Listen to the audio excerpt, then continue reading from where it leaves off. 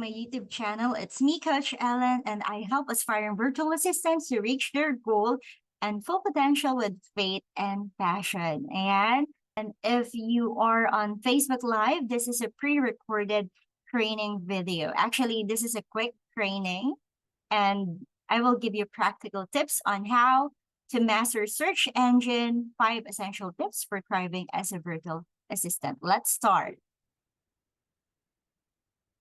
So, introduction to search engine. So, kailangan maunawaan natin, ano nga ba itong search engine na to? Kasi sa career as a virtual assistant, ito yung pinaka-main na ginagawa ng mga VA, no? To research. So, kailangan magamit natin this kind of skills at makagawa tayo ng ways how to do it effectively. Okay? For us to be productive. Okay. Use advanced search techniques. So leverage advanced search operators. Refine your queries. Yung mga symbols ba, like quotes, for example, exact phrases or minus sign to exclude terms can drastically improve your search result. Sa mga hindi familiar sa LinkedIn, mostly ginagamit to in Boolean search. Kung paano ka makakapaghanap ng lead sa LinkedIn. But that is a complex topic. I will show you how. So for example, you're looking for hiring. So you will use code. Yan. So enter nyo lang. And makikita nyo na lalabas na lahat ng hiring dyan.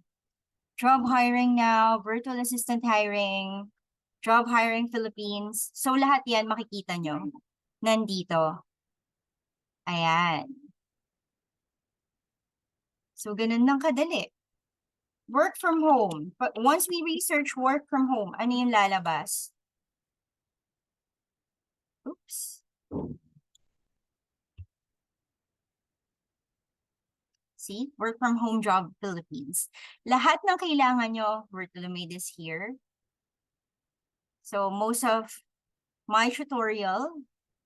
So titingnan natin bakit lumabas.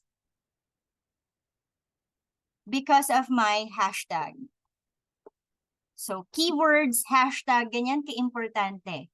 Nagagamit siya sa pag-search natin. Okay? And then, next is, kailangan evaluate yung sources carefully. Bakit? Hindi lahat ng nakukuha natin na information sa internet, of course, is accurate. Kailangan trustworthy yung mga coaches, titignan nyo yung credibility nila, and ako, gustong-gusto ko yung mga coach na nagsasabi ng totoo, na in this industry, hindi ka lang 1 hour or 2 hours mag-work, lalo na kapag nag-umpisa ka pa lang. Lalo na kung magre-research ka pa lang and mag-aaral ka pa lang, you will invest talaga sa time. And then your earnings will follow. So yung iba na successful na freelancers, bago makuha si 6 digit, hindi yan ganun kadali. So medyo matagal siya, nag-spend sila ng time. Of course, yung iba nag-enroll sa mga paid courses, nag-invest yan sa money. Ayan, talagang ginugol nila.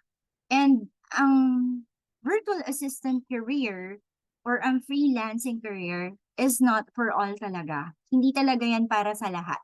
Kaya we need to, of course, evaluate sources carefully. Kaya tayo naggagamit ng mga keywords para malaman natin. For example, paano nyo malalaman yung mga red flags sa virtual assistant? So, red flags, virtual assistant clients.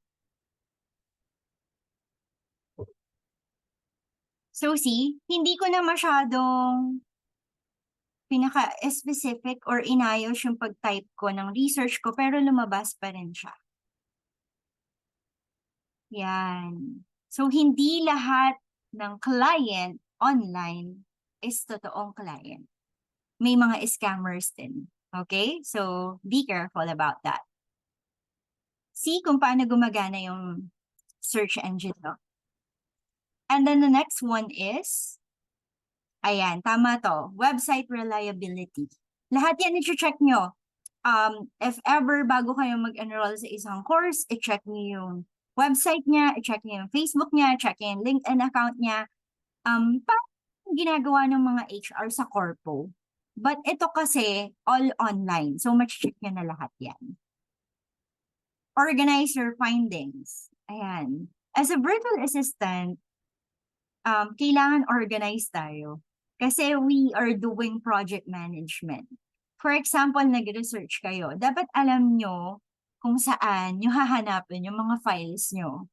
May mga iba't ibang note-taking apps, yung spreadsheet, yung Google Docs. Depende kung saan kayo mas komportable.